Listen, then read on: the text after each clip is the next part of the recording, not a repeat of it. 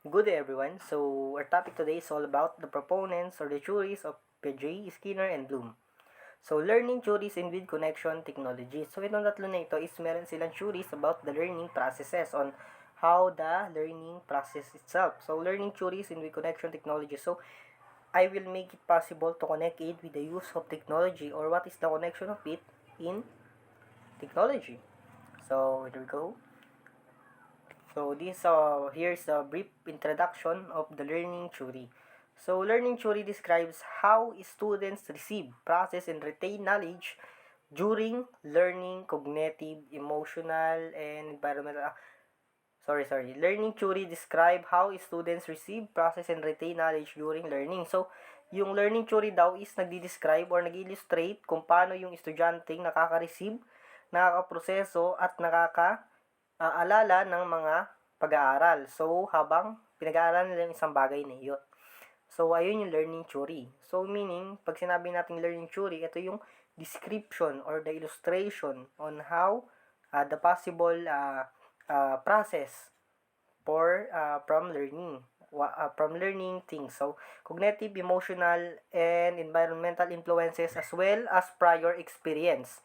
So, means that cognitive, emotional, environmental influences ay sila yung tatlong mas nakaka-epekto sa ating learning. So, all play a part in how understanding or a worldview is acquired or changed and knowledge and skills retained. So, ayun. So, learning theory is the illustration, the description on how the students or the learners receive learning. So, to make it their knowledge or para malaman talaga nila kung ano yung bagay na yon para matutunan talaga nila. So, ito yung proseso.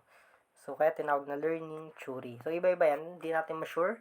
Pero, meron din naman talagang parang, parang yun din talaga yung process na nangyayari. So, here we go. The proponent's theories, Jean Piaget was a Swiss psychologist and a genetic epistemologist. So, this all about the mindset. So, the psychologist and genetic epistemology. So, he is most famously known for his theory of cognitive development. So, there's two, the metacognitive and cognitive development.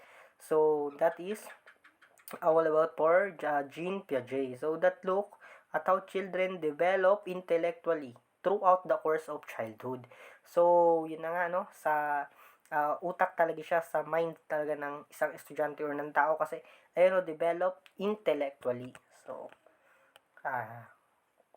Jean Piaget, 1896 to 1980, Theory of Genetic Epistemology or Origins of Thinking. So, that means genetic epistemology is the origins of thinking. So, pinagmulan. So, a 20th century, Swiss psychologist and natural scientist. So, Jean Piaget or Piaget is best known for his stage theory of child development, beginning with the sensory motor. This is the stage 0 to 2 years old. So, pre-operational thinking, 3 to 7 years. Concrete operation, 8 to 11 years. Culminating in abstract thinking in the formal operation stage, ages 12 to 15 years old. So, this is the theory of Jean Piaget on how the yung mga bata kung paano natututo, kung ano yung stage nila ng pagkatuto. So, ano natin to, i-connect natin with the technology. So, kasi pag gumagamit ng technology, so sa sensory motor, so this the effective in this stage is not the use of technology. Ang mas maganda dito is yung talagang tutukan mo lang siya na wag gamitan ng mga technology or gadgets or anything. Pero pwede mo naman siyang maturuan na gamitin yon. So, pre-operational thinking to 3 to 7 years old. So, medyo okay na rin dyan, pero hindi pa rin siya talaga dapat doon gamitan ng mga ganyan. Kasi mas magandang natututo siya magsulat at saka magbasa or makita yung mga letra, magbilang ng mano-mano para hindi umasa sa technology. So, 8 to 11 years old yan, pwede na yan. Kasi ano na siya, concrete operation. So, pag ginamitan natin siya ng technology or the gadget or anything, so pwede siyang maging effective pagdating sa 8 to 11 years old. So, culminating in abstract thinking in the formal operation stage. So, dito talaga is parang mas effective na sa kanila yung ganun para mas makuha yung attention nila. So, kung paano sila matututo. So, ayun yung connection nito with the use of technology or with the connection of technology. Jean Piaget is also known for his theory of genetic epistemology and psychology. He's a psychologist. So, ayun yung parang nakikita kong connection niya sa technology. So, yun siyang pwede siyang maggamit pero meron din siyang stage. Hindi siya basta pwedeng gamitin na pag sinabi na, pwede ito kasi tao. Hindi ganon. So, it all about the stage on yung the best talaga na part para maging akma yung paggamit ng technology sa edad nila. So, ayun din yung connection nun. So, si Skinner. Let's proceed to Skinner, 1904 to 1990. So, B.F. Skinner was a leading American psychologist, Harvard professor, and proponent of behaviorist theory of learning in which learning is a process of conditioning in an environment of stimulus, reward, and punishment. So, yun. Yung kay Skinner naman, makikita natin agad dito na about sa behaviorist theory. So, pag sinabi natin behaviorist, yung talagang paggalang or isang pagrespeto, paggalang or pagiging limitado ng isang tao sa isang bagay. So, pag sinabi natin dito, i-connect natin siya sa technology. So, pag sinabing behaviorist theory, so, makikita natin dito na kailangan din kasi sa technology, di ba, na merong limitado, hindi siya yung wala ka ng magagawa kundi yun na lang yung gamitin mo. So, sa theory ni Skinner is meron ditong magandang makakuha at connected talaga siya sa use of technology. So, behaviorist theory. So, Skinner explains the difference between informal learning which occurs naturally and formal education. So, dito na papasok yung pagkakaiba ng informal sa formal education. So, pag sabi natin informal learning, siguro para sa akin yung informal learning is the use of technology ngayon sa face-to-face, sa online class. So, kasi parang informal learning siya, hindi siya yung natututo talaga ng gusto yung estudyante. So, nagiging pangit yung outcome ng learning. So sa formal naman, yung para sa akin yung face-to-face kasi mas nakikita ng teacher at nagkakaunawaan sila sa loob ng klase. Na kung sakaling may bumagsak man, is kasalanan talaga ng estudyante at hindi na ng teacher. Ikumpara ngayon na parang informal learning siya. So, ayun yung nakikita kong connection nito sa paggamit ng gadgets or with the connection of the use of technology. So, which depends on the teacher creating optimal patterns, stimulus, and response, reward, and punishment. So, yun na kay Skinner. So, the relation between a response and its consequences may be simple, and the change of probability of the response is not surprising.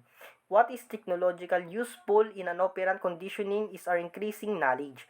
So, nakikita naman natin dito is yung technological useful daw, meaning yung technology daw is mas nakakatulong siya para mas lumawak or mas mag-unlad yung kaalaman ng bawat estudyante or ng bawat mag-aaral. So, para sa akin, ayun yung kanina yung pananaw ko. Then, sa iba naman, kunwari gagamit ng PowerPoint. So, ayun, okay yun siya. Gamit PowerPoint ng laptop, mas madali siya. Pero yung sa informal learning kasi yung pangit, hindi siya masyadong maganda at maayos. So, maybe trace to subtle and complex features of the contingencies of reinforcement which prevail in the environment. So, ayun yung talagang makikita natin sa theory ni Skinner.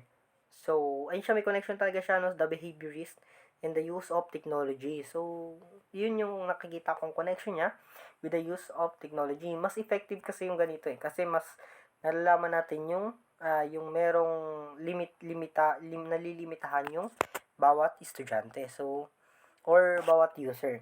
So, kay Bloom naman tayo Bloom's taxonomy. So, proposed by Benjamin Bloom. So, here's the Mr. Benjamin Bloom is a theoretical framework for learning and identifies 3 domains of learning. So, these the 3 domains of learning. Cognitive. Skills in the cognitive domain revolve around knowledge, comprehension, and critical thinking on a particular subject. in traditional forms of education, classroom or online learning. The emphasis is more on the skills in this domain, particularly the lower order objectives. So dito makikita natin agad sa first theoretical framework ni Mr. Benjamin Bloom na yung cognitive, dito yung cognitive. So makikita agad natin dito yung tatlo, no? The traditional form of education, the classroom, or online learning. So, yun, pasok nga agad doon yung online learning. So, it is the use of technology.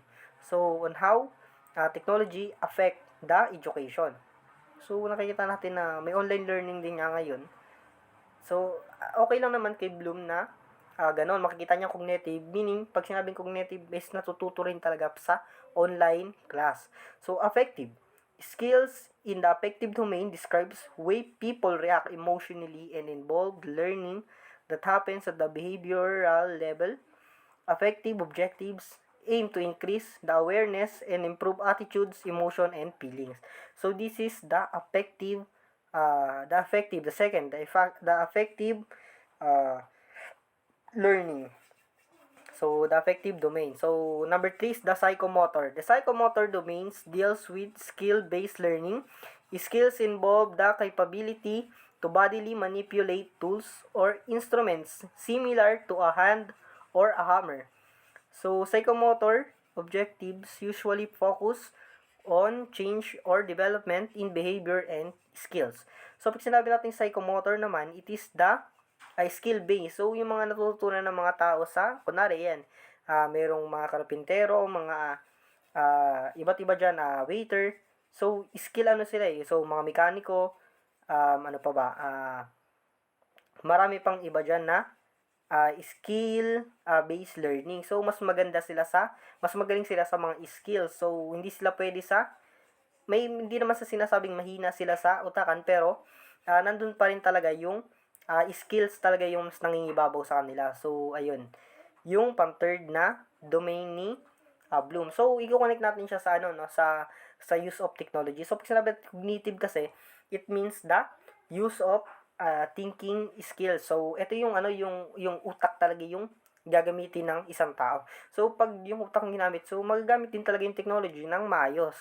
So, mas madaling matututo sa isang bagay at mas nauunawaan yung mga nakasulat or kung paano yung description or yung instruction sa isang gawain doon sa isang technology. Kunwari, merong process doon na ganito pala yung dapat gawin. Kunwari, sa Excel. So, yun, sa cognitive siya, papasok. So, kasi, Excel, yan yung may mga computation na dyan, publisher. So, cognitive kasi mas na gagamitan ng utak. So, affective naman is skills. So, ito siguro is yun sa mga wala ako nakikita masyadong dito eh. Wala ako nakikita masyadong connecto sa technology, no? And psychomotor, ito yung psychomotor, pwede rin to sa technology kasi meron dito skill-based. So, paano yung mga yung mga technician. So, yung mga operator, yung mga cashier. So, it is a technology or skill-based learning. So, meron silang connection sa technology na nagagamit din nila dun sa pagiging skill-based learner nila. So, ayun yung connection ng technology. So, ang i-summarize ko lahat ng tatlong ito. So, kay Jean Piaget is the stage on how the learning process itself. So, doon naman kasi, meron dong mga stage na kumbaga sa technology is kung gagamitin mo ba siya, effective ba siya dito o hindi. So, pag ginamitan mo siya ng technology sa ganun, hindi siya magiging effective. So, pag ginamitan mo naman siya sa ganitong stage, effective. So, like, technology lang po yun. Kasi yung paggamit natin technology, pag ito ba is accurate ba to dito sa isang gagawin na to? So, sa stage na to, dito ba accurate na gumamit tayo ng technology? Hindi. So, gagamitin natin siya dito na banda. So, ayun, nakikita natin yung connection niya. At saka kung paano gagamitin ng isang teacher or ng isang estudyante yung technology na kailangan nila. Depende pa rin yun sa kanilang stage. So, kay naman tayo, kay Skinner naman tayo, no? Yung kay Skinner naman is the Skinner is the relationship between the consequences, the technological useful. So, ito yung kay Skinner is the behavior. So, pag sinapit yung behavior kasi, kailangan talaga yan sa paggamit ng technology kasi kailangan may limitation lahat ng gagawin natin pag gumagamit tayo ng technology. So, kailangan pa rin yung behaviors. Kasi minsan, sobrang gamit ng technology, so nasusobra na yung iba, nabubuhang or na-addict na o di na maganda yung ginagawa nila sa kanilang mga gamit. So, sa kanilang mga gadget or anything that is technology. So, lahat ng technology na ginagamit nila, kailangan is may limitasyon or meron talagang angkop na dahilan kung bakit nila gagamitin yon. So, dapat talaga is ito talaga is connected dun kay Skinner about the behavior. So, dito naman kay Bloom is the 3 domains of learning. So, ayun yung nakita ko sa tatlong theories na may connection kung bakit na naging connected din sila sa paggamit ng technology or kung paano sila naapektuhan ng technology. So, that's all. Thank you for listening. So, God bless.